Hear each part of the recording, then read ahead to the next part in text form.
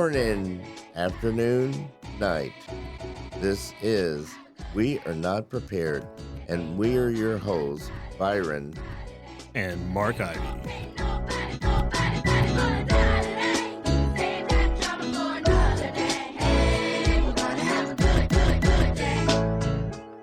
Hello and happy holidays. Welcome to the We Are Not Prepared. Oh, we got it. We got it. Folks, that's what you get when you haven't been recording together for almost a month. Right back at it. Right. It fits like a glove. Now, you've been out, Mark. You've had a venereal disease. Is that correct? Yes. And you're doing better now. Yes. I also brought my doctor with me, sitting to my left, to talk about this as well. Who you found in the bathroom, I understand. Yeah. Doc in a stall. Doc in a stall. This is how you get our guests. You just go to public restrooms. Yeah. Go, what are you doing? Go, I'm using the bathroom. And Would you like paper or plastic? Well, John, welcome. Thanks for coming out of the restroom. Yeah, absolutely. Yeah. So tell us your name and a little bit about you. We only have 20 minutes, so keep it short. Right on. My name is John Woodworth, and actually I work in the New View, Oklahoma Development Office with Mark Ivy. I am the development specialist, so I really troubleshoot. I help with grants. I help with Mark target some major gifting and who to... And you run all of our events. And I help to run some of the events as well. So I really have come on since March, and I feel like a really good part of the team. I feel like I found a good home. Now, is this something when you were 6 you wanted to do?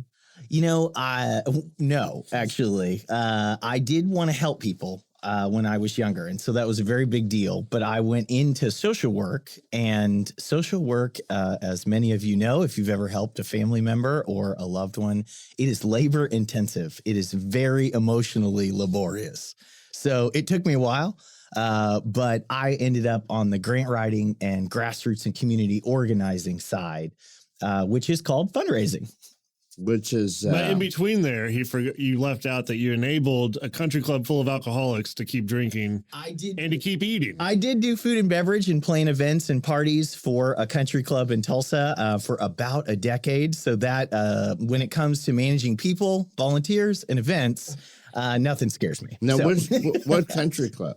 That was Tulsa Country Club over near Gilcrease Museum in Tulsa. Okay. Did you have any black people in that country club? There were a few. I'll tell you, very few. Token. Yes. A few tokens. There were. It's the truth. Yeah. And can I tell y'all something messed up? Yeah. So my dad goes to Cedar Ridge Country Club, and growing up, the only two black guys there were the ones repairing the cleats. Thank you. We would not have made it through this show without that information. I wasn't being serious. I used to show up all the time and be like, well, that's kind of weird. It is. Now, it is. Did you have any blind people at the country club? Not members or employees. None. See, you're doing better than us. And so what's interesting is that I have begun talking with even Lauren and Mark, kind of exploring a field because of the number of people that lose their sight because of age-related issues. They have to encounter sighted issues. And if they were to create some sort of adaptability within a country club, it could extend some of those golf memberships, which are about like 5 times the amount they'd spend on a regular social membership. They could extend those by like a decade and still get people playing golf. Mark can play golf. That's a really good thought. I mean, you've never shared that. I mean, it's the difference between like $4,000 a year and $20,000 a year. Like, I mean, it really is. It's a big difference. So I've begun to explore the possibilities of my past career and my newfound place. Now, one of my beliefs is that everything that happens to us, we're on a path to evolve as human beings, and that whatever happens to us helps us on that path. And so nothing is wasted. Nothing is wasted. So I'm kind of a prime example of that. I feel like, Sarah Fry, our fearless leader in the development department, she really did. She hired me straight out of undergrad to work for the Alzheimer's Association. And Sarah then went on and did other great things as well after we had successes at ALZ. And I went into the food service industry and got an MBA because I'd never managed people before. Well, the skills that I acquired from that, thinking I had deviated from my path and my purpose, make me a powerhouse to come back into this arena. When people talk about fundraising and they talk about events, it's very intimidating for a lot of people. We're talking about one event every 4 months. I used to do 4 events every week. So, this is not, I've got enough under my belt that he it's got like, in and he's like, chill, people, we're going to be fine. Unless we do this every other week. That's right. Yeah. So, did you grow up in Tulsa? I did, actually. A Catholic school kid all the way. I went from Now you're Catholic now? I am not. I am married to a man, and that does not coincide with that particular faith. I think you guys should go over and talk to the Pope. Yeah. Interestingly enough, you also change the narrative. It's not the Pope. Hey, Popey. But so actually the diocese as well as the Pope have instituted what is, I forget the name of it, but it is a requirement that dioceses have to listen to fallen patrons. And that, so basically I have some friends of mine that have asked if my husband and I, me in particular being raised Catholic, and how I don't fit into the mold of the Catholic faith anymore, that the bishop of Tulsa would sit and listen to us talk about our journey and how we landed where we are, but that he would just listen, couldn't comment or say anything. But the job of the bishop is to hear the people of his diocese. So I have no idea whether we'll do it, but somebody did offer and asked me to do it. Now, as your husband is passionate and outgoing as you are. Yes, he is. He is an artist in Tulsa. He started the Tulsa Girls Art School, so a nonprofit, and ran it for 10 years and then stepped away from it right before we met about 5 years ago.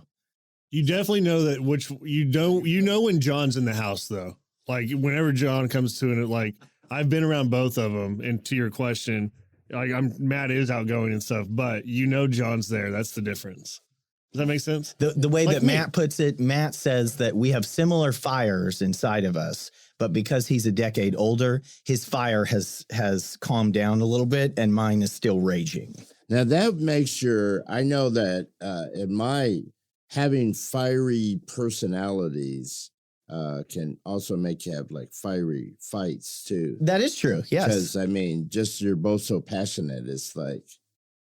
It is. So for me, it's all about intention, especially like with any relationship. When I realize that he said that to benefit me, and in fact, he's trying to look out for me, keeping that in mind is important just because the words themselves often have very different meanings. So when you get in fights, you think he's looking out for you. Because for me, when I get in a fight with Gail, I'm trying to destroy her. That's the mantra I'm saying, Mark. I can't say, I can't say it's that I always adhere to it, but yes, I'm desperately trying to remember so Sally, she's like, that was so mean. I was like, well, I was literally trying to make you feel like a piece of crap. So that's what I was going for. It is funny that when you fight like that, you do want to win. I mean, you don't want to like mediate or have it nice. I want to win. Well, but in any good marriage, and you've never heard the phrase, it doesn't just deal with wives, but if your partner, the only thing worse than losing a fight with your partner is winning a fight with your partner. That is true. That is true. It's cool for about 5 seconds. Yes, and then you're like, what have I done? What have I done? I've lost everything now. This is great. How did our Christmas special go down this dark road? Dark road, shoot, relationships. Christmas is all about relationships. That's true. And some of you. It's trying to be gay and merry. It is true. It is. Some people. See what I did there? I did. I just tried to ignore it. Some people will actually have to be with relatives that they don't want to be. So this is like mandatory be with your relatives time of the year. I heard a funny joke. I was in a grocery store trying to get some last minute items on a holiday, and an older gentleman turned to me, and after he said it, I dropped on the floor laughing. He just turned to me and he goes, "What's the only difference between in-laws and outlaws?" And I kind of thought about it and I go, I don't know. He goes, "Outlaws are wanted." It is true. It is true. I always say that our state of the world now, it's like because every family has like this Uncle so-and-so. Remus. Remus is Uncle Remus, who everybody like just tolerates for the holidays. Yeah. And there's only whispers about him. People don't ever tell you anything about Uncle Remus. And he's like this strange old, but at holidays they come. They do. And I say the state of our world now is like every Uncle Remus, they gave him a Facebook account and a social media, and they're just out there. We can't get rid of our Uncle Remuses. We need them to go back to wherever they go when they're not with our family. So Absolutely. Yeah. On the road. Uncle Remus is always a truck driver, it seems like. Hit the road, Uncle Remus. Uncle Remus I'm going to bring a truck driver in here next week. That'll be straighten me up. Straighten you up, Eddie. We do not have prejudices against truck drivers. Sorry. You know, I have a daughter that's a truck driver. I know. That's awesome. Semi-truck driver up in Philadelphia. Hey, I'm Essentially, jealous of anyone they who are drives private for a business living. owners, right? Yes, You're in yes. business for yourself Yeah. and your own boss. She has her own truck and she travels. She's a tough little cookie. So if I got in a fight, I would get her to defend me. So do you, is your family accepting of you and your husband? They are, yeah. I'm very blessed with a great set of parents. I think it took my dad about a week before he wanted to meet Matt, my husband. But otherwise, their exact words almost immediately after I told them were, we still love you, right? We nothing's changed on that front. And so, of course, that's the greatest thing you could ever expect to hear. Then that was better than me. My father-in-law did not speak to me or meet me until our son was born. Really? So we had dated for like 3 years. Why? Because I was black. But he's Puerto Rican.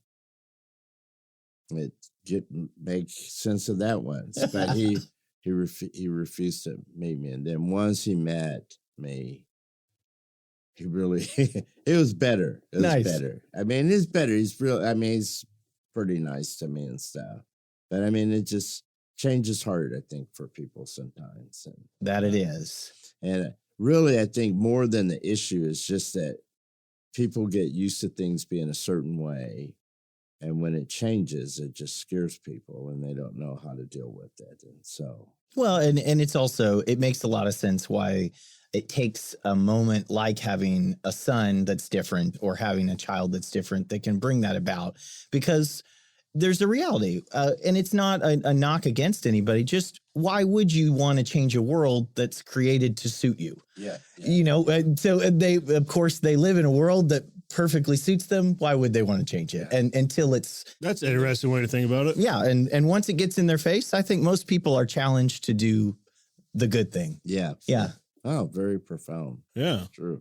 Which marriage was this, Byron? Your first marriage? This was my fourth one. Thank Fourth you. marriage? Thank you there, Mark. What's your current one? Oh, That's my fourth. okay.